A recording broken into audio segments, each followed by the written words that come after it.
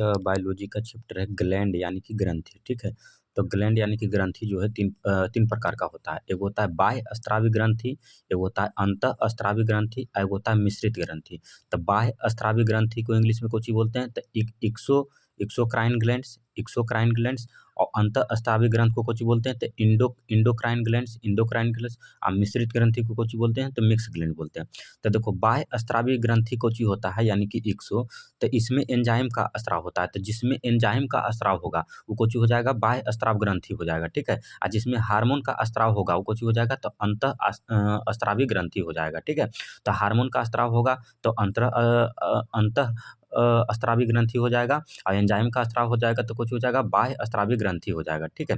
अभी जो देखो जिसमें बाह्य स्रावी जो ग्रंथि है यानी कि जिसमें एंजाइम का स्राव होता है, इसमें ये जो होता है ना ब्लड के संपर्क में नहीं होता है, ठीक है। एंजाइम जो होता है ब्लड के संपर्क में नहीं होता है। लेकिन ये जो अंतः स्रावी ग्रंथि है वो कुछ होता है तो ब्लड के संपर्क में होता है। ये होता है जब ब्लड के संपर्क में होता है। अब देखो जब ये ब्लड के संपर्क में नहीं होता है, कौन बाह्य स्रावी ग्रंथि जो है ब्लड के संपर्क में नहीं होता है, तो इसलिए इसको बहने के लिए नली की जरूरत होती है। इसको बहने के लिए नली की जरूरत होती है। तो बाह्य स्रावी ग्रंथि में कुछ आ गया, तो जैसे अग्नाशय में पढ़े थे ना कि 3 प्रकार का एंजाइम निकल रहा था, LAT है ना, तो लाइपेज हो गया था, ये माइलेज हो गया, ट्रिप्सिन हो गया था, ये सब कुछ ही था।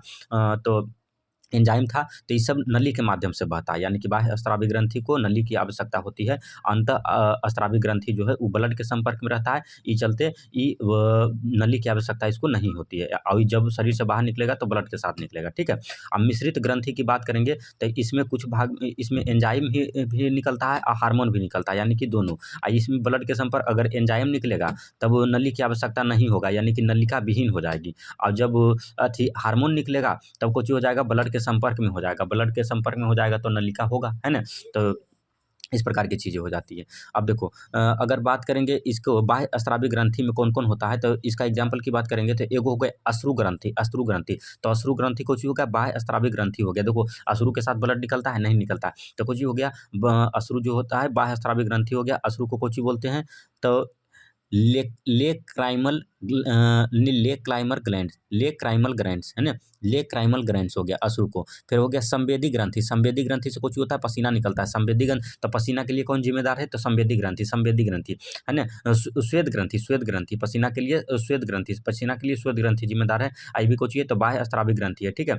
अच्छा, फिर दूध ग्रंथि भी कुछ है तो बाह्य स्रावी ग्रंथि है। यकृत जो सबसे बड़ा ग्रंथि होता है, बाह्य स्रावी ग्रंथि में सबसे बड़ा ग्रंथि कुछ है तो यकृत है, ठीक है। अब उसके बाद अगर बात करेंगे तो अंतः स्रावी ग्रंथि की कुल संख्या कितना होता है, तो 9 होता है। और एकमात्र मिश्रित ग्रंथि कौन है, तो अग्नाशय है। अग्नाशय जो है वो एकमात्र मिश्रित ग्रंथि है। अग्नाशय को चाहिए तो एकमात्र मिश्रित ग्रंथि है, ठीक है। अब देखो देखा जाए कुछ है तो देखो ये दिमाग हो गया, मस्तिष्क हो गया। मस्तिष्क के पास 3 प्रकार के ग्रंथि पाया जाता है। मस्तिष्क के पास 3 प्रकार के ग्रंथि हो गया। एगो हो गया हाइपोथैलेमस, पहला कुछ हो गया हाइपोथैलेमस। दूसरा हो गया पीयूष, और तीसरा हो गया पीनियल, तीसरा हो गया पीनियल ग्रंथि, ठीक है। तो देखो पीयूष ग्रंथि जो है इसको मास्टर या फिर पिट्यूटरी ग्लैंड कहा जाता है। तो पीयूष ग्रंथि को ही मास्टर ग्रंथि या फिर पिट्यूटरी ग्रंथि कहा जाता है। ये भी मस्तिष्क में पाया जाता है, तीनों का मस्तिष्क में पाया जाता है, ठीक है। अच्छा, मास्टर को पीयूष ग्रंथि को भी कौन कंट्रोल करता है, तो हाइपोथैलेमस करता है, ठीक है। ये चलते इसको मास्टर ऑफ मास्टर कहा जाता है, यानी कि प्रिंसिपल कहा जाता है, ठीक है। तो मास्टर ऑफ मास्टर किसको कहा जाता है, तो हाइपोथैलेमस को कहा जाता है ना। अब सभी जो जितना भी इसमें देखो ग्रंथियां हैं, जो 9 ग्रंथि के बारे में पढ़ना है, अंतः स्रावी ग्रंथि के बारे में, तो सबको कंट्रोल कौन करता है, तो पीयूष ग्रंथि करता है। और पीयूष ग्रंथि को भी कौन कंट्रोल करता है, तो हाइपोथैलेमस करता है। ये चलते मास्टर का भी मास्टर इसको कहा जाता है, किसको, हाइपोथैलेमस को, ठीक है। अब देखो अब पीयूष को कुछ कहा जाता है तो मास्टर या फिर पिट्यूटरी ग्लैंड्स कहा जाता है। अब आगे आगे पढ़ेंगे तो देखो एगो गला के पास होता है ना। गला के पास जो होता है उसको कुछ बोलते हैं थायराइड ग्रंथि, थायराइड ग्रंथि। इसका अन्य नाम कुछ है तो अबटू ग्रंथि। थायराइड ग्रंथि का अन्य नाम अबटू ग्रंथि। आई कहाँ रहता है, तो गला में रहता है। एच आकार का रहता है। तो पूछेगा एच आकार का कौन सा ग्रंथि रहता है, तो थायराइड ग्रंथि। एच आकार का कौन सा ग्रंथि, तो थायराइड ग्रंथि। एच आकार का कौन सा ग्रंथि, तो थायराइड ग्रंथि रहता है। और देखो इसका शीर्षवा पर, एच के शीर्षवा पर कुछ होता है ना, ऊपर नीचे ऐसे करके देखो गुच्छा नहीं रहता है। इसको कुछ बोलते हैं तो पैराथायराइड ग्रंथि, इसको बोलते हैं पैराथायराइड ग्रंथि, है ना। तो जो थायराइड ग्रंथि के शीर्ष पर रहता है उसको कुछ बोलते हैं तो पैराथायराइड ग्रंथि बोलते हैं। इसको पैराथायराइड ग्रंथि बोलते हैं। और इसकी संख्या 4 गो होता है ना। देखो 2 गो नीचे और 2 गो ऊपर हो जाता है, नहीं पा रहे हैं लेकिन 2 गो ऊपर भी होता है, तो इसकी संख्या 4 हो जाती है, ठीक है। अब देखो उसके बाद फिर कुछ हो गया थाइमस ग्रंथि। थाइमस ग्रंथि देखो कहाँ रहता है, तो चेस्ट के पास रहता है। थाइमस ग्रंथि चेस्ट के पास रहता है। थाइमस ग्रंथि कहाँ रहता है, तो चेस्ट के पास रहता है ना। जवान रखने के लिए कौन जिम्मेदार है, तो थाइमस ग्रंथि। जवान रखने के लिए कौन जिम्मेदार है, तो यही थाइमस ग्रंथि जो कि चेस्ट के पास होता है, जिम्मेदार है। ठीक है, उसके बाद आ गया देखो यहाँ पर कुछ ये, तो यकृत है। यकृत है ना, तो बाह्य स्रावित ग्रंथि में आ गया यकृत, तो यकृत कुछ हो गया बाह्य स्रावित ग्रंथि में आ गया। ठीक है, तो आंतरिक जो होता है सबसे बड़ा बाह्य स्रावित ग्रंथि कुछ हो गया, तो यकृत हो गया। उसके बाद यहाँ पर आ जाओ, तो देखो ये जो पान के आकार के जैसा है इसको बोलते हैं अग्नाशय। कुछ हो गया, अग्नाशय हो गया। ठीक है, अग्नाशय। और उसके बाद देखो ई हो गया किडनी यानी कि ब्रिक। इसके ऊपर देखो ऐसे करके है अधिवृक, है ना, तो अधिवृक इसको कुछ बोलते हैं, ये हो गया अधिवृक, जिसको एड्रिनल बोलते हैं। एड्रिनल यानी कि अधिवृक, एड्रिनल यानी कि अधिवृक। फिर यहाँ पर जो हो गया उसको कुछ बोलते हैं जननग्रंथि, जननग्रंथि। ठीक है, तो एक गो के करके 12 बारी से पढ़ते हैं। तो पहले हाइपोथैलेमस के बारे में देखो, तो हाइपोथैलेमस कहाँ पाया जाता है, तो मस्तिष्क में पाया जाता है। आई कोची होता है, तो अथी ब्रेन को कंट्रोल करता है, ब्रेन को कंट्रोल करता है ना, गुस्सा, प्यार, मोहब्बत, ये सब जितना दर्द, ये सब पीड़ा के कारण को चाहिए, तो हाइपोथैलेमस है। ठीक है, हाइपोथैलेमस को चाहिए, तो ग्रंथि भी है, हार्मोन भी है। हाइपोथैलेमस ग्रंथि भी है, हार्मोन में। अब मास्टर ऑफ मास्टर किसको कहा जाता है, तो हाइपोथैलेमस को कहा जाता है। हेड मास्टर किसको कहा जाता है, तो हाइपोथैलेमस को कहा जाता है। प्रिंसिपल भी किसको कहा जाता है, तो हाइपोथैलेमस को कहा जाता है। ठीक है, अब देखते हैं अथी पिनी ग्रंथि, है ना, अच्छी पिनियल ग्रंथि। पिनियल ग्रंथि को देखेंगे, यहाँ पर गलत लिखा गया, ये हो गया पिनियल ग्रंथि, पिलियन ग्रंथि। तो पिलियन ग्रंथि भी कहाँ पाया जाता है, तो मस्तिष्क में पाया जाता है। ये वाला जो पिलियन ग्रंथि भी कहाँ पाया जाता है, तो मस्तिष्क में पाया जाता है। और शरीर का सबसे छोटा ग्रंथि कौन है, तो पिनियल ग्रंथि ही है। शरीर का सबसे छोटा ग्रंथि कौन है, तो पिनियल ग्रंथि ही है। ठीक है, लेकिन पिलियन ग्रंथि जो है ऑप्शन में नहीं रहता है, इस चलते हम लोग मारते हैं पीयूष ग्रंथि, है ना। तो देखो पिनियल ग्रंथि जो है इसका भार होता है 0.1 ग्राम, और पीयूष ग्रंथि जो है इसका भार होता है 0.6 ग्राम। तो सबसे हल्का कौन हो गया, पिनियल ग्रंथि हो गया, लेकिन ऑप्शन में नहीं रहता है, तो किसको मारते हैं, तो पीयूष ग्रंथि मारते हैं। तो दूसरा सबसे छोटा ग्रंथि कौन है पूरे शरीर में, तो पीयूष ग्रंथि है। पहला कौन हो गया, तो पिनियल ग्रंथि हो गया। ठीक है, अब पिनियल ग्रंथि का भार कितना होता है, तो 0.1 ग्राम। और दूसरी सबसे सबसे छोटी ग्रंथि कौन सी हो गया, तो पीयूष ग्रंथि हो गया। ठीक है, और थर्ड आई किसको कहा जाता है, यानी कि तीसरा आंख। आंख बंद करते हैं तो हम लोग को दिमाग में कुछ चित्र आता है ना, सोचते हैं, तो उसके लिए कौन जिम्मेदार है, तो ये पिनियल ग्रंथि। तो थर्ड आई किसको कहा जाता है, पिनियल ग्रंथि को। थर्ड आई किसको कहा जाता है, तो पिनियल ग्रंथि को कहा जाता है। नाइट ग्लैंड किसको कहा जाता है ना, देखो बहुत सारा आदमी को इंजोरा में नींद नहीं आता है ना, काहे कि लाइट जलते रहता है, तो इंजोरा में एक हार्मोन एक्टिव हो जाता है, तो किसके कारण, तो पिनियल ग्रंथि के कारण। तो नाइट ग्लैंड किसको कहा जाता है, पिनियल ग्रंथि को। नाइट ग्लैंड किसको कहा जाता है, पिनियल ग्रंथि को कहा जाता है। ठीक है, फिर हो गया बायोलॉजिकल क्लॉक किसको कहा जाता है, यानी कि जैविक घड़ी। जैसे हम लोग कभी सोच लेते हैं कि 4 बजे उठना है सवेरे, तो 4 बजे जो है ऑटोमेटिक नींद टूट जाता है, तो उसके लिए कौन जिम्मेदार है, पिनियल ग्रंथि, पिलियन ग्रंथि, है ना। तो यही चलते जैविक घड़ी किसको बोलते हैं, तो पिनियल ग्रंथि को बोलते हैं। जैविक घड़ी किसको बोलते हैं, पिनियल ग्रंथि को, है ना।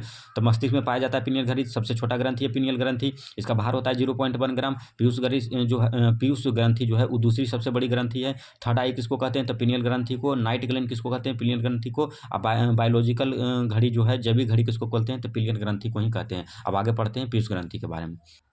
तो देखो पीयूष ग्रंथि को ही पिट्यूटरी ग्रंथि भी कहते हैं और मास्टर ग्रंथि भी कहते हैं। पीयूष ग्रंथि को ही पिट्यूटरी या फिर मास्टर ग्रंथि कहते हैं। ये भी कहाँ रहता है, तो मस्तिष्क में रहता है। ठीक है, और ये किस में धंसा रहता है, तो रेफिनोइड हड्डी में धंसा रहता है। पीयूष ग्रंथि जो है वो रेफिनोइड हड्डी में धंसा रहता है, रेफिनोइड हड्डी में धंसा रहता है कोई पीयूष ग्रंथि। इसका आकार कैसा होता है पीयूष ग्रंथि का, तो मटर का दाना के जैसा, मटर का दाना के जैसा पीयूष ग्रंथि का आकार, मटर के दाना के जैसा। पीयूष ग्रंथि का भार कितना होता है, तो 0.6 ग्राम, 0.6 ग्राम होता है। और दूसरा सबसे छोटा ग्रंथि कौन है, तो पीयूष ग्रंथि है। ठीक है, अब देखो सभी अंतःस्रावी ग्रंथि को कौन नियंत्रित करता है, तो यही पीयूष ग्रंथि करता है। जितना भी हाइपोथैलेमस को छोड़ के और जितना भी ग्रंथि है सबको कौन नियंत्रित करता है, तो पीयूष ग्रंथि ही नियंत्रित करता है। लेकिन एगो अपवाद है कोई चीज, तो पैराथायराइड ग्रंथि। तो पैराथायराइड ग्रंथि जो कि थायराइड ग्रंथि के शीर्ष पर पाया जा रहा था, पैराथायराइड ग्रंथि वो अपवाद है, यानी कि इसको नियंत्रित नहीं कर पाता है कौन, पीयूष ग्रंथि। ठीक है, अब देखो पीयूष ग्रंथि से कुछ हार्मोन स्रावित होते हैं, निकलते हैं, तो उसके बारे में पढ़ते हैं। तो एक हार्मोन है एस टी एच, दूसरा टी एस एच,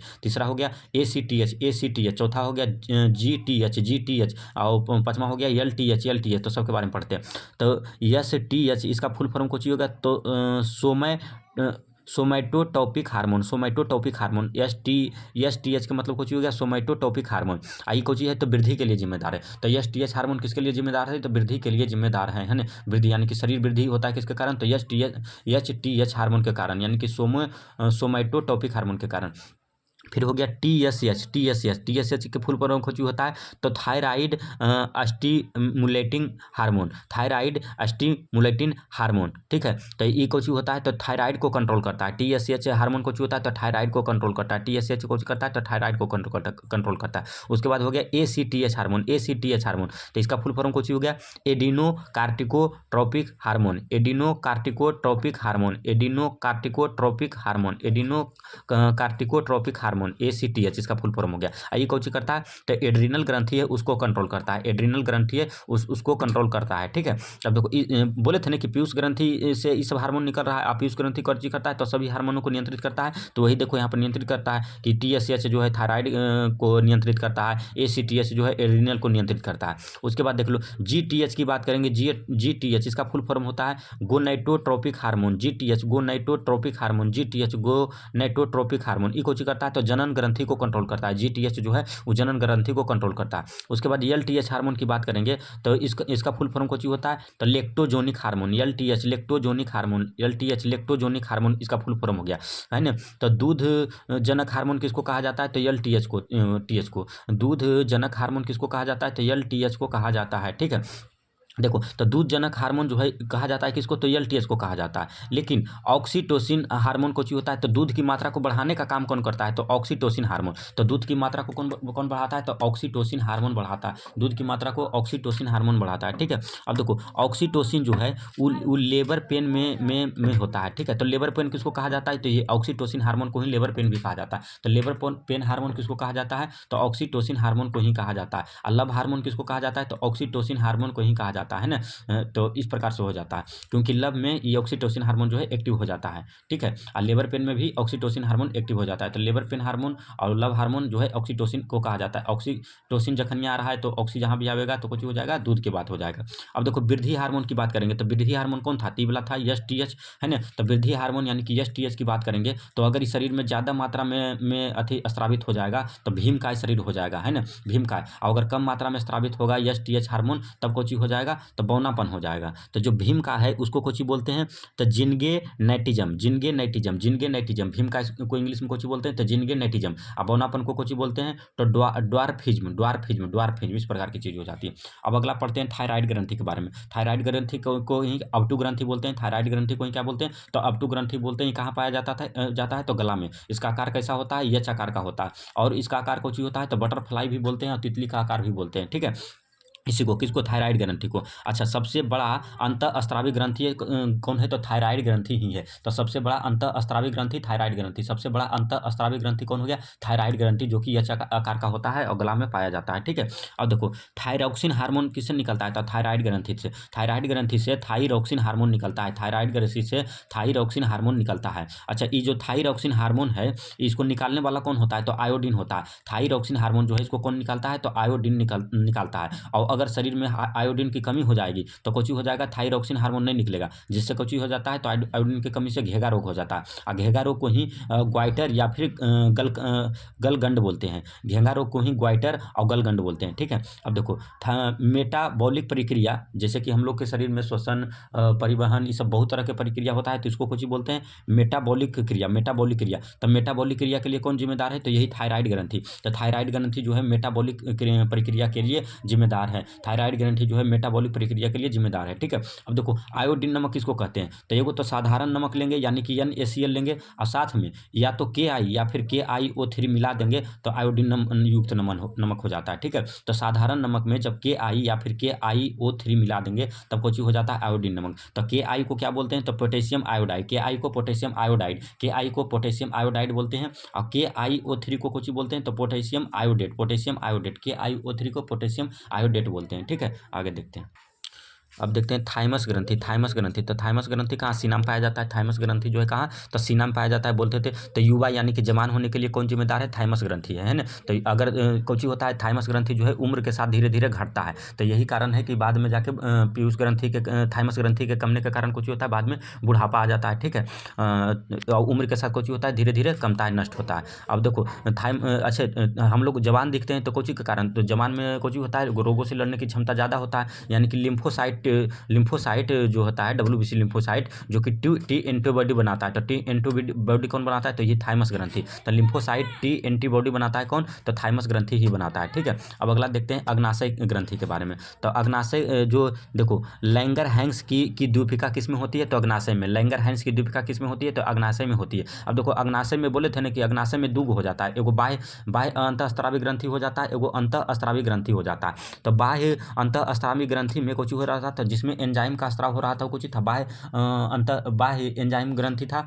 तो बाह्य में कुछ हो रहा था, तो एंजाइम का स्राव हो रहा था। एंजाइम में कई गो? तो 3 गो। अग्नाशय में 3 गो एंजाइम, LAT। तो एल से कुछ हो रहा था तो लाइपेज, ए से कुछ हो रहा था, तो ए से हो रहा था एमाइलेज, और टी से कुछ हो रहा था तो ट्रिप्सिन, है ना। तो लाइपेज जो है वसा का पाचन में, और यहाँ हो गया एमाइलेज कुछ कर रहा था तो कार्बोहाइड्रेट का पाचन कर रहा था, ट्रिप्सिन कुछ हो गया तो प्रोटीन का पाचन कर रहा था। ठीक है, लेकिन हम लोग यहाँ देखेंगे कुछ के बारे में, तो अंत हार्मोन के बारे में, है ना। ये वाला तो पाचन चैप्टर में पढ़ भी चुके हैं। तो अंत स्रावित हार्मोन की बात करेंगे। तो देखो तो इसमें कोशिका होता है ना, कोशिका होता है। तो कौन कौन कोशिका होता है? तो एगो अल्फा कोशिका होता है, एगो बीटा कोशिका होता है, एगो डेल्टा कोशिका होता है। ठीक है, तो अल्फा कोशिका, बीटा कोशिका और डेल्टा कोशिका होता है। तो जो अल्फा कोशिका होता है उसमें ग्लूकागोन हार्मोन निकलता है। अल्फा कोशिका में ग्लूकागोन हार्मोन निकलता है, अल्फा कोशिका से ग्लूकागोन हार्मोन निकलता है।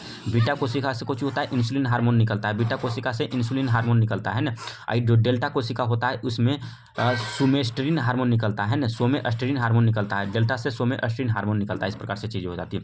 अब देखो इसमें सबसे इंपॉर्टेंट कोची हो गया बीटा कोशिका हो गया, जिससे इंसुलिन हार्मोन निकलता है। तो इंसुलिन हार्मोन के बारे में पढ़ते हैं तो किससे निकलता है? बीटा सेल से निकलता है, यानी कि बीटा कोशिका से निकलता है। और इंसुलिन की कमी से कोची होता है? तो मधुमेह रोग होता है। तो मधुमेह को ही डायबिटीज, शुगर या फिर चिनिया रोग बोलते हैं, है ना। और इंसुलिन में कौन सा तत्व पाया जाता है? तो जिंक तत्व पाया जाता है। इंसुलिन में जिंक तत्व पाया जाता है। ठीक है, अब ब्लड में ग्लूकोज को कौन नियंत्रित करता है? तो इंसुलिन ही नियंत्रित करता है। ब्लड में ग्लूकोज को कौन नियंत्रित करता है? तो इंसुलिन हार्मोन ही नियंत्रित करता है। कैसे नियंत्रित करता है? देखो ग्लूकोज है तो ग्लूकोज को हम लोग के शरीर में रिजर्व फूड के रूप में कुछ रहता है, तो ग्लाइकोजन रहता है। तो ग्लूकोज को इंसुलिन है जो ग्लाइकोजन के रूप में चेंज करता है। तो हम लोग के शरीर में ग्लूकोज को ग्लाइकोजन के रूप में कौन चेंज करता है? तो इंसुलिन ही चेंज करता है। ठीक है, और ग्लाइकोजन हम लोग में कुछ होता है तो रिजर्व फूड रहता है। कहाँ रिजर्व फूड रहता है? तो यकृत में। ठीक है, अब देखो जब हम लोग फास्टिंग करते हैं तो हम लोग के तो शरीर में ग्लूकोज गया नहीं, तो ग्लूकोज नहीं गया तो कुछ ही है, तो रिजर्व फूड है हम लोग के शरीर में, यानी कि ग्लाइकोजन है। तो ग्लाइकोजन को ग्लूकोज में कौन चेंज करेगा? एनर्जी चाहिए ना, तो ग्लाइकोजन को ग्लूकोज में कौन चेंज करेगा? तो ये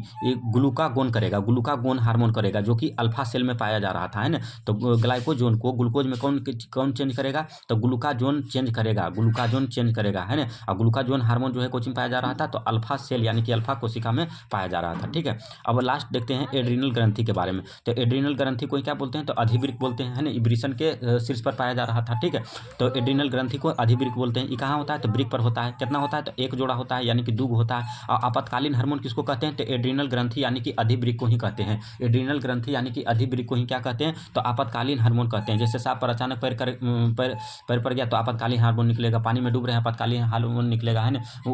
छत पर से कूद गया आपातकालीन हार्मोन निकलेगा, इस प्रकार से।